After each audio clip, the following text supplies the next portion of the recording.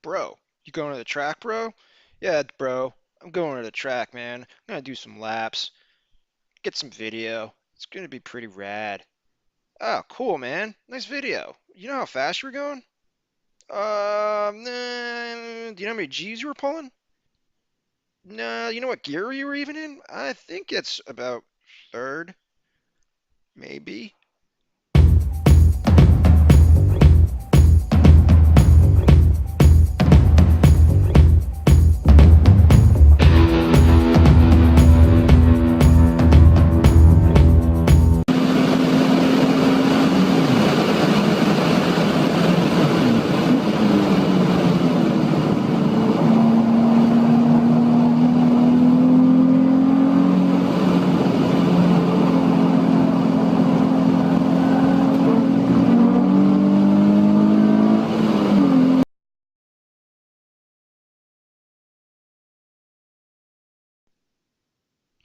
All right, so how do you go about making your videos look a little bit more badass? Harry's Lap Timer, that's how. There's three editions of it. You get Rookie, Petrolhead, or Grand Prix. Petrolhead is the minimum one you want if you're going to be doing video. Grand Prix gives you everything that the Petrolhead edition does, but you get multicam support and you get support for professional sensors, which just means you get a quicker refresh rate on your data logging because race car driver.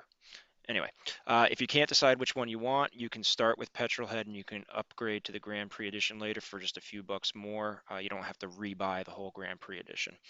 I'm running this on an iPhone 4S, which is good for 720p video. I've just basically removed all the data from the phone, so it's good for about a full track day, even a little bit more of 720p video.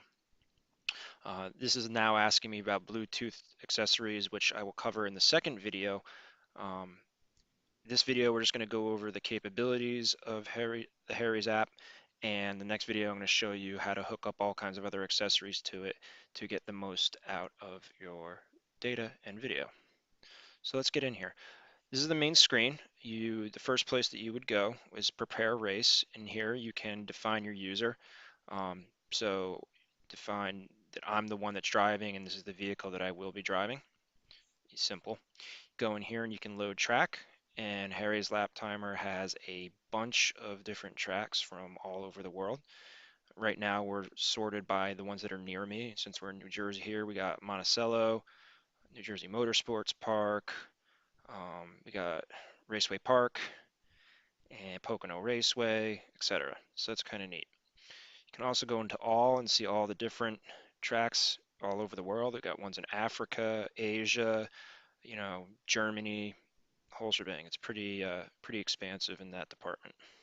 So what you do is you would pick your lap there and you would load it up. We'll get into more detail of that in the second video. You can do autocross with it. I've never done that, so I can't really advise on how it works. New track is also if you wanted to define a new track, you could define the start, the stop, the corners, the straightaways, things like that. It's if you want to set up a whole new track, and then you can actually submit that data to Harry's for inclusion in the database, and then you would be able to load that track later. Okay, the race option over here, we'll get into that in the second video. This is where you land when you're at your track day and you want to start recording things. You can see a lot of different information from here, but we'll leave that for the second video. What we really want to get into here is the analysis portion. This is the meat of what this video will be about. So if you're anything like me, you've probably recorded video before on a GoPro. I used to do it on even like a handy cam that I had strapped down to the back seat of the car.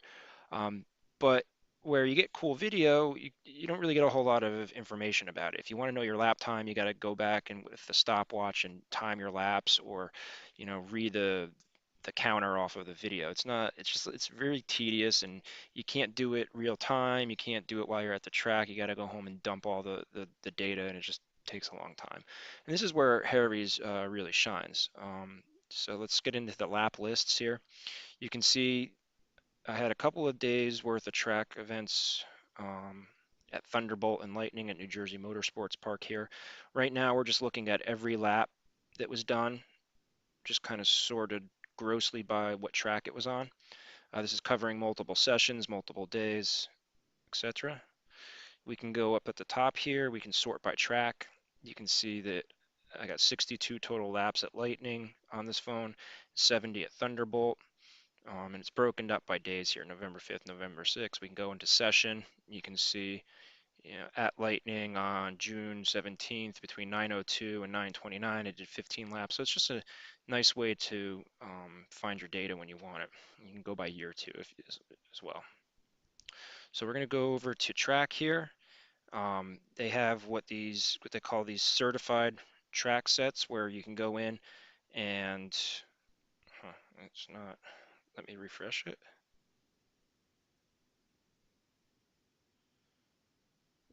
There we go. You can go into these certified track sets here, and these are times that people have submitted, and it's kind of like a leaderboard, see where you fall, see how. I try not to look in here too often because it just proves how slow I am, and I don't want to be slow and depressed.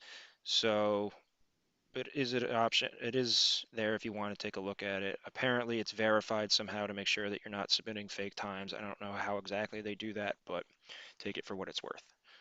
All right.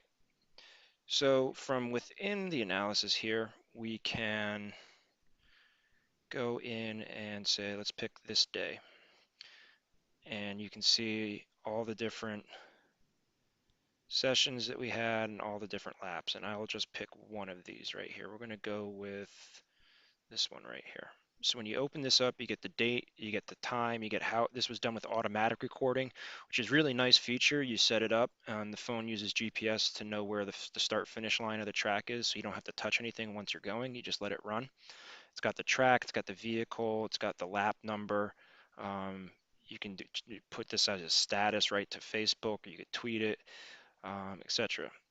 So then we also have down here, the really nice thing is we have the video from this particular lap.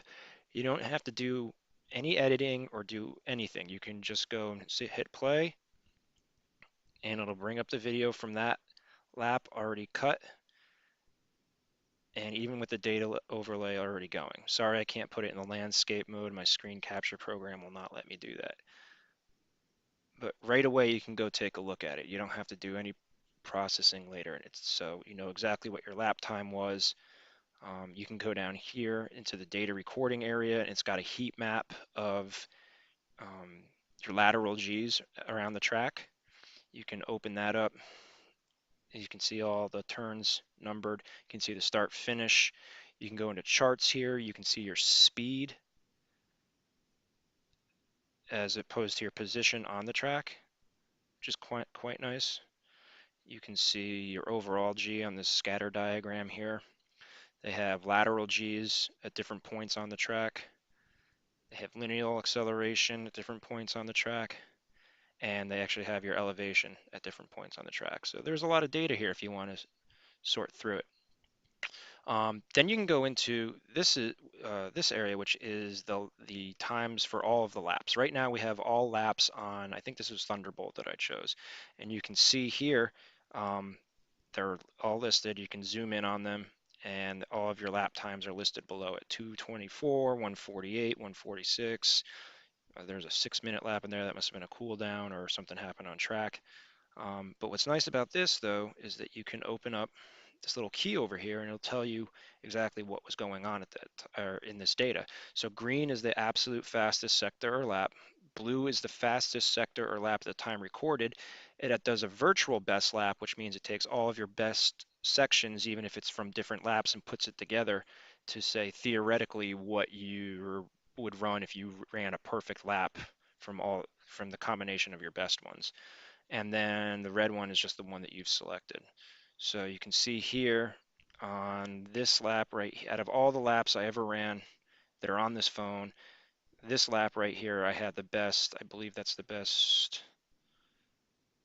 third section of the course, the best first section there, best second section there, and this is my best virtual lap all the way over here on the right. You can see it's a 1:43. That was if I combined all of those other perfect sections into that. Still pretty slow. So anyway, this is all the laps. You can go up here and you can filter it by season. You could filter it by the days. You go by day is probably what you really want. So November 6th here, you can see all the laps from that day. just take a look and compare what was going on. So now the nice thing is you say, okay, wow, I was really fast on this lap right here. This is my fastest lap. I want to go back to that and see exactly what I did. What did I do different um, that lap that made me faster? So you can go into details, and you're right back at the screen that we looked at before. And then you go right down to your video and you watch your video and you say, oh, in that lap I braked a little bit later, or I tried this corner entry a little bit different.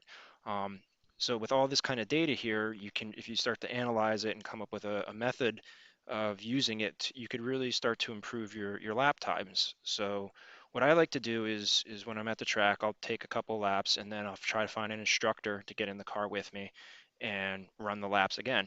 And generally, when I have an instructor in the car, I'm a lot faster. So then I can go back and use those specific laps and look at the data and compare it to um, some of the laps that I didn't have an instructor to see, what was being done differently. And that's how you get faster. So that's it. I mean, you get all of this kind of information from a $20 app. So I mean, this is, I don't know, a couple $1,000s worth of timing equipment, not too long ago. You get more data than you can shake a stick at. You can see your average speed. You can see your max speed for that lap. You can see the length of the track, 2.167 miles, your altitude change. Um, you can export all of this data, which is really nice. You can just take this and you can put it in the Dropbox, or you can put it into an email to send to yourself. You can render the videos right away from in here. So say you had something really cool happen, like there's a spin out, or you passed a Ferrari and you want to show everybody. You can export the video by hitting this export button, and it'll go right into your camera roll. And then from there, you can go right up to Facebook or wherever you want to put it, essentially, without doing anything. You just get out of the car, go find that lap, hit export, send it up, and you're good 5-10 minutes after it happened. You can also have this little Google Earth option, which is kind of cool. You pull it up. I'll show you guys since I installed Google Earth for it. All right, just let it load here for a second.